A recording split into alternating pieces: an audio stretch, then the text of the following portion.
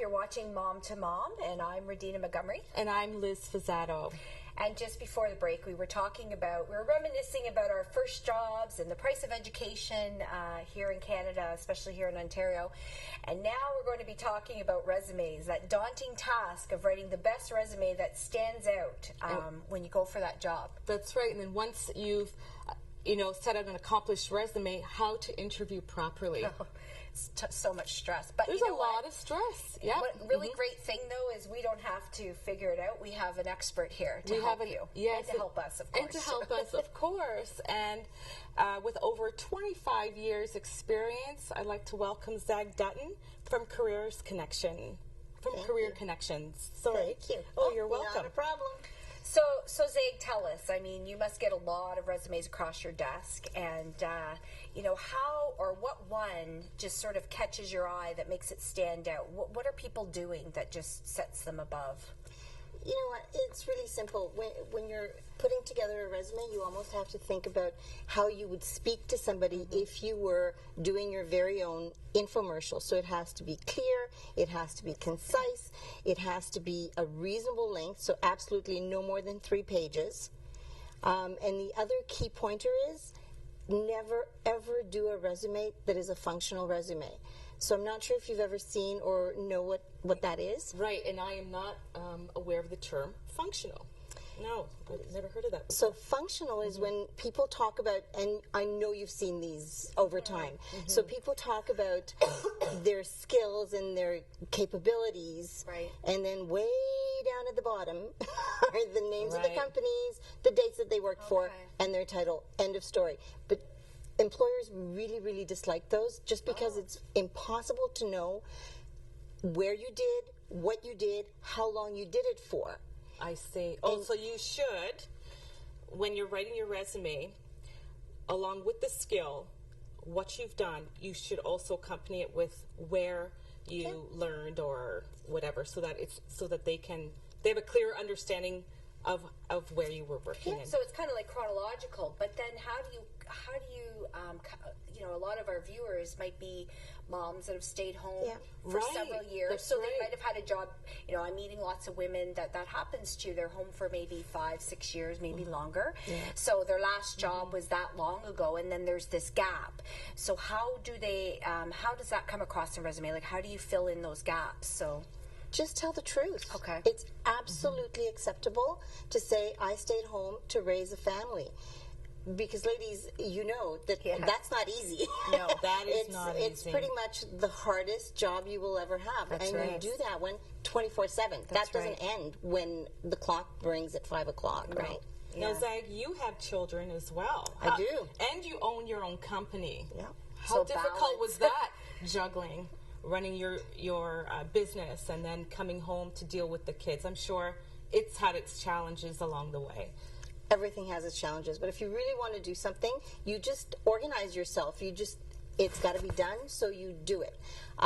In my case, I was really lucky because my husband was always helpful, so he was there to pick up the slack if I needed it.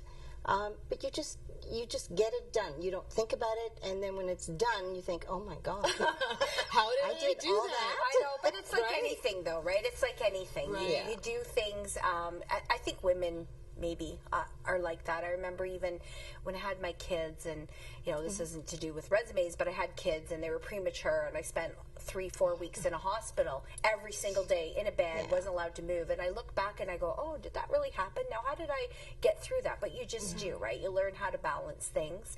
And we don't have a choice as parents or as moms. You have to be, some people do, some women have really stressful jobs and a lot of demand, and then they've got their kids and they want to do both, but it's just life. Yeah, so you have to find that balance.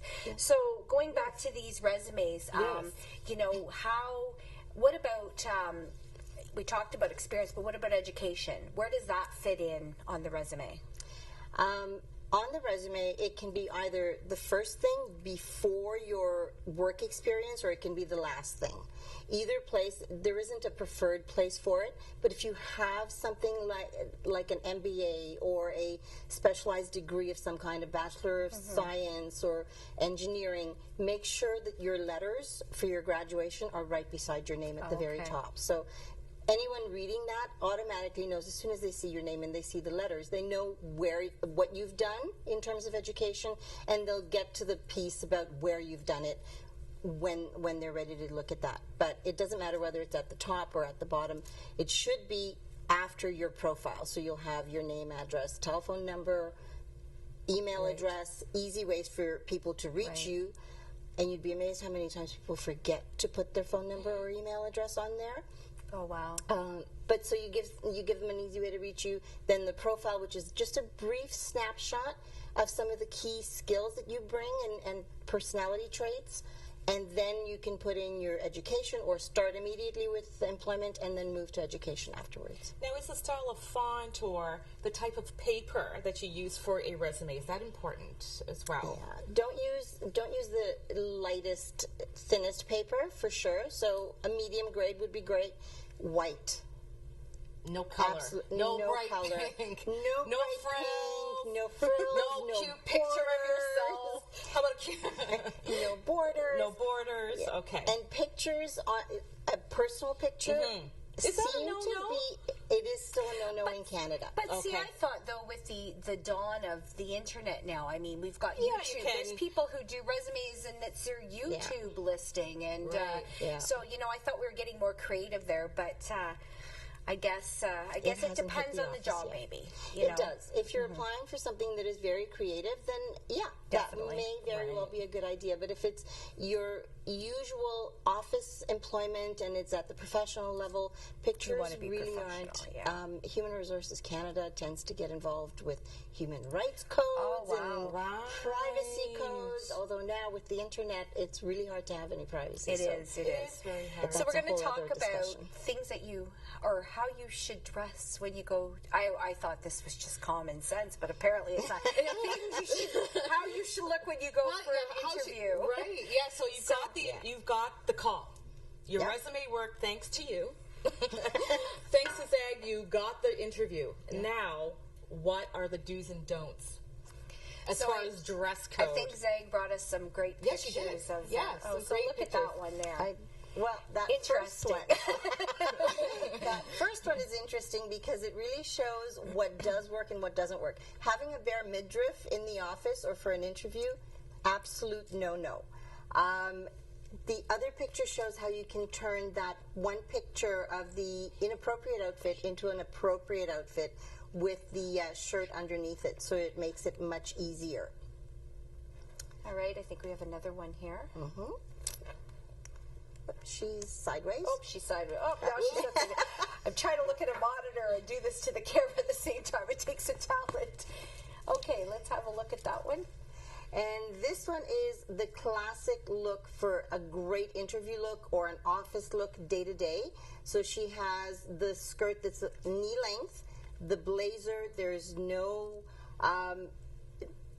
nothing is too short, nothing is too low. Those things are all very key when you're performing in an interview or even on the job day to day. Those things do get noticed and they do go a long way towards your reputation. So if I put on that suit, I'm going to look like that? Those curves? Well, I keep hoping that will happen, so we'll see. And we have another one here. I would say... It's interesting. Let me guess. I think this one looks like something you wear to the club, not to an interview. But it depends on what you're interviewing for. Teach his own. I would say no. I thought the jacket was kind of cute. I think the point here is the skirt, right? It's just it's just too short. The top, the blouse could pass. It probably needs, if you take a really close look at the blouse in the picture, it needs a little bit of tidying up.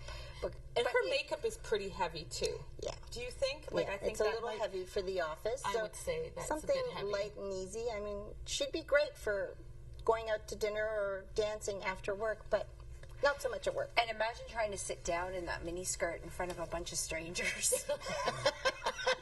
Excuse me a moment while I adjust myself.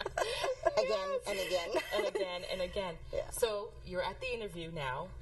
What are the do's and don'ts during an interview? What are things that you should be asking? Don't be chewing gum. Oh, right. Don't chew gum. Don't chew gum.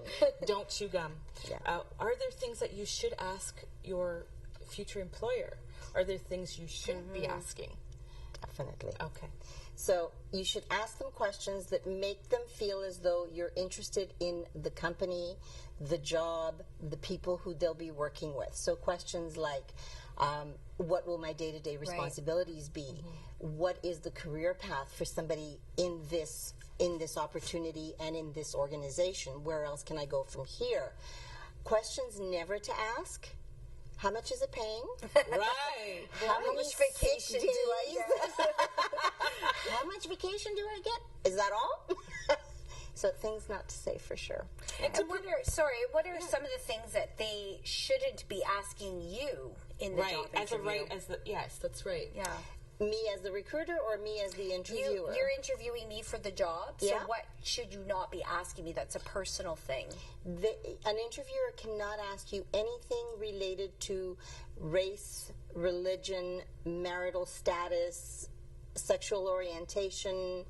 They can't ask you if you have kids. They can't ask you if you have any strange desires. They can't get into your personal life at all. No fetishes, nothing. So nothing personal. They can ask you about your... And I mean, in a larger corporation, they probably wouldn't ask that, but maybe a smaller business, sometimes people don't think about the things that they could ask. Yeah, they have asked some pretty unique questions in those. The smaller they are, the more interesting the questions. We only have about 30 seconds. Was there something you wanted to find out? What's your biggest question? My biggest question, top jobs. Right Our kids are graduating. We want to know what should they be, what are the top jobs? Engineering, medical. The environment is coming up, but it's not top yet. Right. Bilingualism, is that important? Bilingualism is always in My demand. kids have that. Always. They're both bilingual. Right. No matter what you choose to do, if you're bilingual, you get a premium. So, well, thank you so much, Zag. We really appreciate you coming in and sharing your knowledge with us. Yes, it was great meeting you. And coming up next on Mom2Mom, you've got the job. Now the next question is daycare. And what do you look for in a daycare? Don't go away. Don't go away.